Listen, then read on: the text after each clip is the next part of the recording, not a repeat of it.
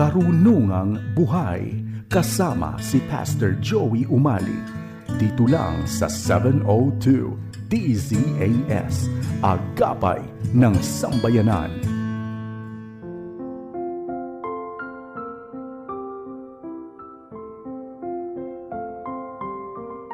Pastor Joey Umali, samahan mo kami rito sa Karunungang Buhay. Sa mapagpalang umaga sa inyong lahat na taga-subaybay ng ating programang Karunungang Buhay dito sa Pilipinas at maging sa iba't ibang bansa. Pagpalain tayong lahat ng Panginoon, lalo na sa pagharap natin ngayon sa isang bagong taon. Bago tayo magpatuloy, nais ko munang batiin ng belated happy birthday ang aking kaibigan na si Ate Liwanag Light Ricafrente. Ate Light, nawa ang iyong ilaw ay patuloy na magliwanag para sa kapurihan ng Panginoon. Gayun din, binabati ko ng happy 18th birthday ang isang magandang dilag, si Hiyas Maharlika Maborang, na daughter ng aming family friends na sina Doc Erwin at Doc Mahala Maborang. Gayun din, binabati natin ang mga nagdiwang ng kanilang kaarawan, ang aking bilas na si Ami Dungo, at gayon din si Pastor Glenn Minjola na District Superintendent ng South Bulacan District ng United Methodist Church sa Bulacan. Shout out din sa ating mga avid listeners, si Alicia Cantre at members ng Christ to the Philippines Mission ng Bicol, si Claire Mercado, Priscilla Tarok, gayon din si Crescencia David, Evelyn Tagud, Ruby Santo Tomas Dado, at mga members ng Christ to the Philippines Mission ng Bicol. Mukhang naulit natin yun, doble ang pagbati. At gayon din, binabati natin si Pastor Marvin De Leon, si Lilia Nene Centillas, Cristina Constantino ng Toronto, Canada, at ang aming kumare, si Baby Kayaba, gayon din si G. Flores. Ate G, happy listening. At sa kapatiran ng Light in the House Christian Ministries sa pamumuno ni Pastor Manny Santiago. Last Sunday, pinag-usapan na natin ang tungkol sa grace o biyaya ng Diyos. Sobrang napakasagana ng biyaya ng Diyos sa ating mga tagasunod ni Jesus, kung kaya't walang sino man sa atin ang makapagsasabi na siya'y kapuspalad kahit man sa gitna ng matinding kahirapan. Dahil sa pagkilos ng banal na Trinidad ng Diyos Ama, Diyos Anak, at Diyos Espiritu Santo, tinanggap ng mga tagasunod ni Jesus ang biyaya ng kaligtasan. Ang buong chapter 1 ng Efeso ay tumatalakay sa mga pagpapalang espiritual mula sa Diyos. Pero pag-aaralan lamang natin ang verses 3 to 14. Hayaan ninyong basahin ko ngayon ang Efeso 1:3 hanggang 14. Efeso 1:3 hanggang 14. Purihin ang Diyos at Ama ng ating Panginoong Jesucristo, na siyang nagpala sa atin kay Kristo ng bawat pagpapalang espiritual sa sangkalangitan. Bago pa itinatag ang sanlibutan, pinili na niya tayo kay Kristo upang tayo'y maging banal at walang kapintasan sa kanyang harapan. Dahil sa pag-ibig, itinakda niya noong una pa man ang pagkupkup sa atin bilang kanyang mga anak sa pamamagitan ni Hesukristo ayon sa mabuting hangarin ng kanyang kalooban. Ito'y upang papurihan siya dahil sa kanyang kahangahangang biyaya na walang bayad niyang ibinigay sa atin sa pamamagitan ng kanyang minamahal na anak. Sa kanya'y nakamtan natin ang katubusan sa pamamagitan ng kanyang dugo, na siyang kapatawaran ng ating mga kasalanan ayon sa mga kayamanan ng kanyang biyaya na masagana niyang ipinagkaloob sa atin. Sa buong karunungan at pagkaunawa, ipinaalam niya sa atin ang hiwaga ng kanyang kalooban ayon sa mabuting layunin na kanyang itinakda kay Kristo. Ang layunin ito na kanyang tutuparin pagdating ng takdang panahon ay upang tipunin kay Kristo ang lahat ng mga bagay na nasa kalangitan at ang mga bagay na nasa ibabaw ng lupa. Kay Kristo ay tumanggap din tayo ng pamana na itinakda na noong una pa man ayon sa layunin niya na nagsasakatuparan ng lahat ng mga bagay ayon sa hangarin ng kanyang kalooban, upang tayo na unang nagkaroon ng pag-asa kay Kristo ay maging karangalan ng kanyang kaluwalhatian. Ito ay nangyari nang inyong marinig ang salita ng katotohanan, ang ebanghelyo ng inyong kaligtasan, at nang kayo'y sumampalataya kay Jesus, at kayo rin naman ay tinatakan ng ipinangakong banal na Espiritu. Ibinigay niya ito bilang katibayan ng ating mamanahin hanggang sa lubusang matubos ng Diyos ang mga sa Kanya para sa karangalan ng Kanyang kaluwalhatian. Tinawag ni Paul ang masaganang biyaya ng Diyos na mga pagpapalang espiritual. Wika sa verse 3, "Purihin ang Diyos at Ama ng ating Panginoong Hesukristo na siyang nagpala sa atin kay Kristo ng bawat pagpapalang espiritual sa sangkalangitan, spiritual blessing in the heavenly places in Christ." Wika sa New American Study Bible. In Christ, kay Kristo o sa pamamagitan ni Kristo. Alam nyo, napakahalaga nitong salitang ito, in Christ.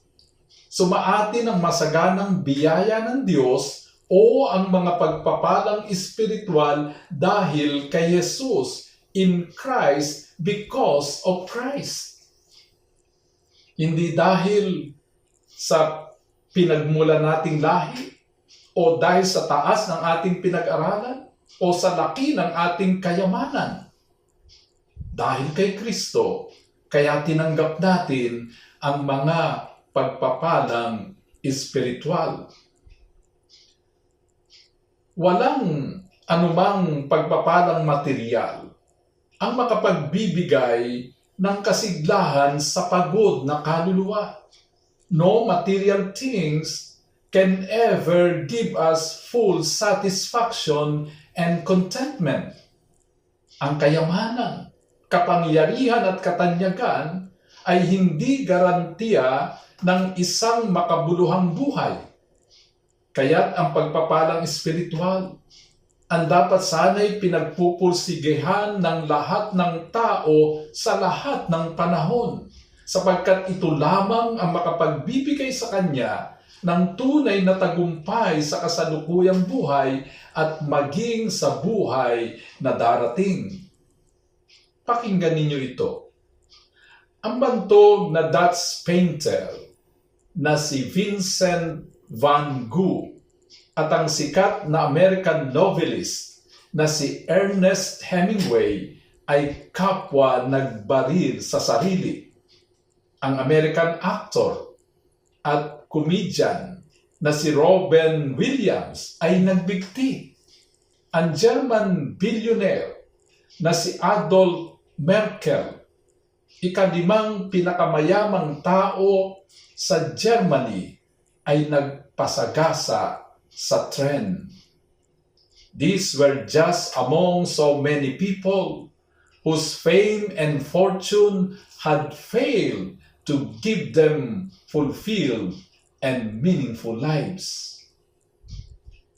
Kabaligtaran ito sa plano ng Diyos sa bawat tao.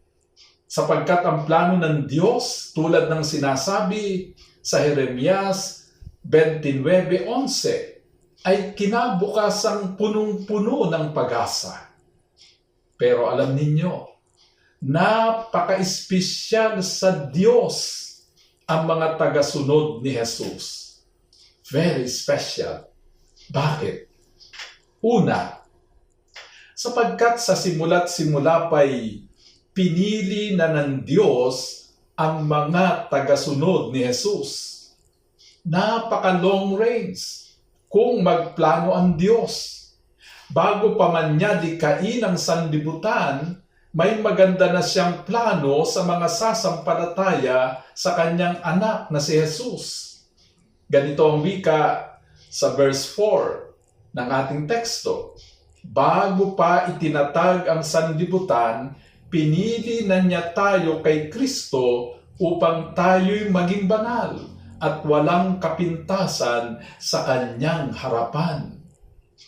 Bawat Kristiyano'y pinili ng Diyos, itinangi, ibinukod upang maging banal at walang kapintasan sa kanyang harapan. Ibig bang sabihin nito'y hindi na nagkakasala ang isang mananampalataya na siya'y perpekto na? Hindi. Sapagkat tanging ang Diyos lamang ang perpekto at hindi nagkakasala. Ang kabanalan ng isang tagasunod ni Jesus ay nagmumula sa malubdob niyang pagmamahal sa Diyos at sa kapwa. Ang pag-ibig ang nagdidikta sa lahat ng kanyang iniisip, sinasabi at ginagawa, kung kaya't ang lagi niyang hangarin ay ang kabutihan ng iba. Nawawala na ang pagkamakasarili at napapalitan ng pagmamalasakit sa kapwa bilang kapahayagan ng pag-ibig sa Diyos. Ikalawa, sapagkat noong una pa man ay kinupkup na ng Diyos bilang kanyang mga anak ang mga tagasunod ni Jesus. Wika sa verse 5, itinakda niya noong una pa man ang pagkupkup sa atin bilang kanyang mga anak sa pamamagitan ni Jesucristo ayon sa mabuting hangarin ng kanyang kalooban. Ito ang tinatawag na doktrina ng predestination and adoption. Ganito ang wika sa New Living Translation. His unchanging plan has always been to adopt us into His own family by bringing us to Himself through Jesus Christ, and this gave Him great pleasure. Inampun tayo ng Diyos. Itinuring na kanyang mga anak dahil sa pananampalataya natin sa kanyang bugtong na anak na si Jesus. At dahil mga anak, ang Diyos na ang ating Ama. At dahil mga anak, tagapagmana tayo ng kanyang kaharian. Lubos na ikinagagalak ng Ama na tayo'y ituring niyang kanyang mga anak. Napakalaking pribilehyo nito, ngunit napakalaking responsibilidad. Ibig sabihin, dapat maipakita ng bawat Kristiyano na siya nga'y anak ng Diyos sa pamamagitan ng mabuting halimbawa sa lahat ng pagkakataon.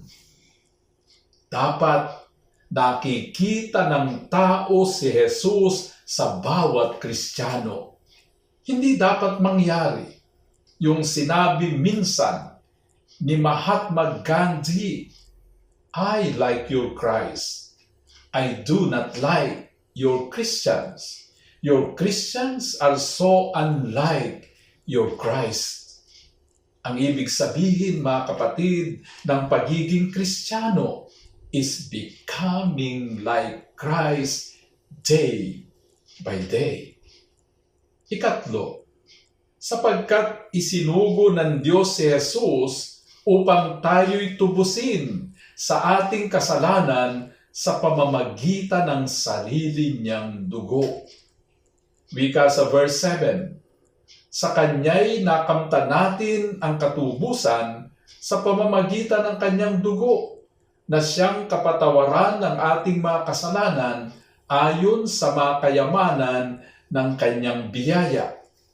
Pinaniniwalaan ng mga Hudyo na matutubos ang kanilang kasalanan sa pamamagitan ng paghahandog ng dugo ng kordero na ginagawang paulit-ulit ng kataas-taasang pari. Ngunit ang ginawang pag-aalay ni Jesus ay hindi ng hayop, kundi ng mismong Kanyang dugo ay ginawa niya minsan lamang at yun ay sapat na. Wika sa Hebreo 7:27, hindi katulad ng ibang mga kataas-taasang pari, hindi niya kailangang maghandog ng alay araw-araw, unay para sa kanyang sariling mga kasalanan at para na rin sa mga kasalanan ng bayan. Nang ihandog niya ang kanyang sarili, ang kanyang handog ay minsan lamang at ang bisay magpakailanman. Ikaapat, sapagkat lubos na ipinakilala ng Diyos ang Kanyang sarili sa mga tagasunod ni Jesus. Sa pamagitan ni Jesus, hindi lamang natin nakilala ang Diyos, kundi sumaatin ang Diyos. At sino mang bago dumating sa pamagitan ni Jesus, natuklasan natin ang plano at kalooban ng Diyos. Wika sa verse 9, ipinaalam niya sa atin ang hiwaga ng Kanyang kalooban ayon sa mabuting layunin na Kanyang itinakda kay Kristo. Alam nyo, bago dumating si Jesus, napakalayo ng Diyos sa tao. Yun nga mga Hudyo, hindi nila mabigkas ang pangalan ng Diyos. At sa kanilang paniwala, sino mang makakita sa Diyos ay tiyak na mamamatay. Sa sandali ng matinding paghihirap, na ibulalas ni Job doon sa Job 9:33 ang ganito, walang hukom sa pagitan namin na magpapatong ng kanyang kamay sa aming dalawa. Naghahanap si Job ng mamamagitan sa kanya at sa Diyos sapagkat hindi niya maabot ang Diyos. Kay palad natin, sapagkat nalaman natin na si Jesus ang ating tagapamagitan. Wika sa unang Timoteo 2:5, iisa ang Diyos at iisa ang tagapamagitan sa Diyos at sa mga tao, ang taong si Kristo Jesus. Dahil kay Jesus, kasama natin ang Diyos. Mayroon pa ba tayong maaaring katakutan kung kasama natin ang Diyos? Ikalima, sapagkat may tanging pamana ang Diyos sa mga tagasunod ni Jesus na itinakda na niya noon pa mang una. Wika sa verse 11, kay Kristo ay tumanggap din tayo ng pamana na itinakda na noong una pa man ayon sa layunin niya na nagsasakatuparan ng lahat ng mga bagay ayon sa hangarin ng kanyang kalooban. Hindi natin pinagtrabahuhan ang pamanang ito, sapagkat ito'y sariling inisyatibo ng Diyos. Ano mang gawin natin ay hindi sapat upang maging karapat-dapat sa anumang pamana ng Diyos. Ang tanging ginawang requirement ng Diyos ay ang pananampalataya natin kay Jesus. Ang pananampalataya kay Jesus ay nangangahulugan ng pagiging katulad niya, pagsunod sa kanyang utos at halimbawa.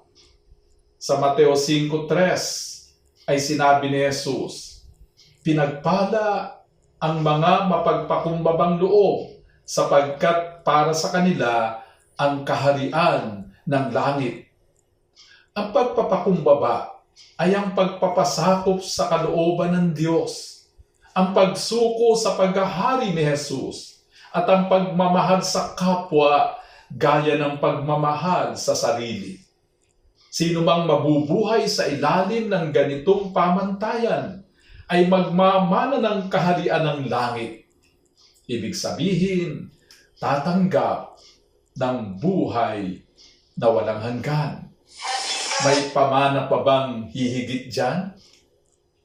Sa Mateo 5:5 ay sinabi ni Jesus, "Pinagpala ang mga maamo, sapagkat mamanahin nila ang lupa." Ang pamana ng Diyos sa mga tagasunod ni Jesus ay hindi lamang ang langit, kundi maging ang lupa. Dito pa lamang sa lupa'y matitikman na natin ang langit, sapagkat makapamumuhay sila. Makapamumuhay tayong mga tagasunod ni Jesus ng may kasaganaan, kapayapaan, karangalan at kabuluhan. Sino mang na kay Jesus ay mamumunga ng sagana. Ganito ang wika ni Jesus sa Juan 15:5. "Ako ang puno ng ubas, kayo ang mga sanga. Ang nananatili sa akin at ako rin sa kanya ay namumunga ng sagana, sapagkat hindi kayo makagagawa ng anuman kung kayo'y hiwalay sa akin." Bilang katibayan na ang lahat ng ito'y mamanahin ng isang tagasunod ni Jesus, siya'y tinatakan ng banal na Espiritu. Ganito ang wika sa verses 13 and 14. "Ito ay nangyari nang inyong marinig ang salita ng katotohanan, ang ebanghelyo ng inyong kaligtasan, at nang kayo'y sumampalataya kay Jesus, at kayo rin naman ay tinatakan ng ipinangakong banal na Espiritu. Ibinigay ito bilang katibayan ng ating mamanahin hanggang sa lubusang matubos ng Diyos ang mga kanya para sa karangalan ng kanyang kalwalhatian." Ika-6, sapagkat ang mga tagasunod ni Jesus ay ituturing na karangalan ng Diyos. Wika sa verse 12, "Upang tayo na unang nagkaroon ng pag-asa kay Kristo ay maging karangalan ng kanyang kaluwalhatian." Kapag meron tayong mga manlalaro na naging kampyon sa mga pandaigdigang kampyonato, ang sinasabi natin, sila'y karangalan ng ating bansa. Paano pa kaya kung tayo'y maging karangalan ng Diyos? Mayroon pa bang hihigit na karangalan kaysa diyan? Sapagkat tayo ang karangalan ng Diyos dahil sa pananampalataya natin kay Jesus, kailangang makita sa ating buhay ang bunga ng Espiritu gaya ng nasusulat sa Galatia 5:22. "Subalit ang bunga ng Espiritu ay pag-ibig, kagalakan, kapayapaan, pagtiyatsaga, kagandahang loob, kabutihan, katapatan, kaamuan at pagpipigil sa sarili." Sa panahon ng matinding krisis na tulad ng dinaranas natin ngayon, kailangan lalong mangibabaw sa atin ang bunga ng Espiritu. Mahalaga kung ano ang ipinapasok natin sa ating puso't isip, sapagkat tulad ng sinasabi sa Mateo 12:34, kung ano ang nilalaman ng dibdib, iyon ang namumutawi sa bibig. Punuin natin ang ating puso't isip ng sinasabi sa Filipos 4:8.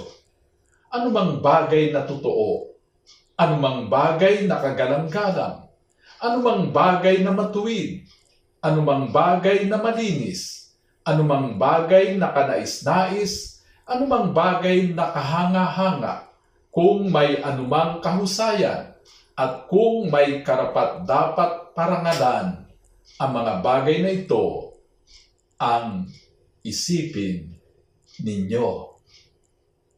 Tayo'y manalangin. O banal naming Diyos, marami pong salamat na dahil sa pananampalataya namin sa iyong bugtong na anak, ay pinasagana mo sa amin ang mga pagpapalang espiritual.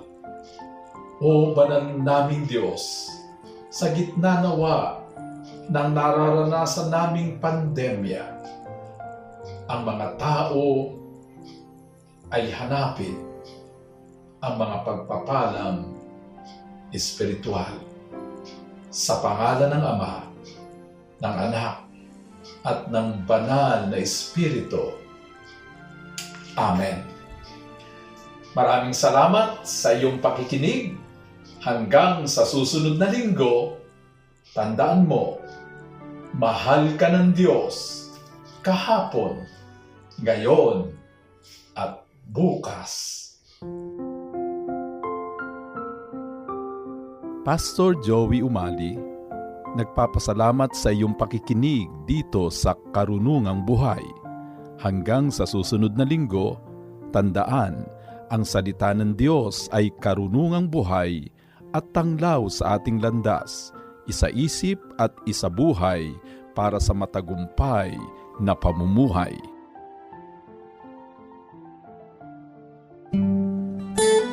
Inyong napakinggan si Pastor Joey Umali sa Karunungang Buhay. Tunghayan muli ang programang ito dito lang sa 702 DZAS, Agapay ng Sambayanan.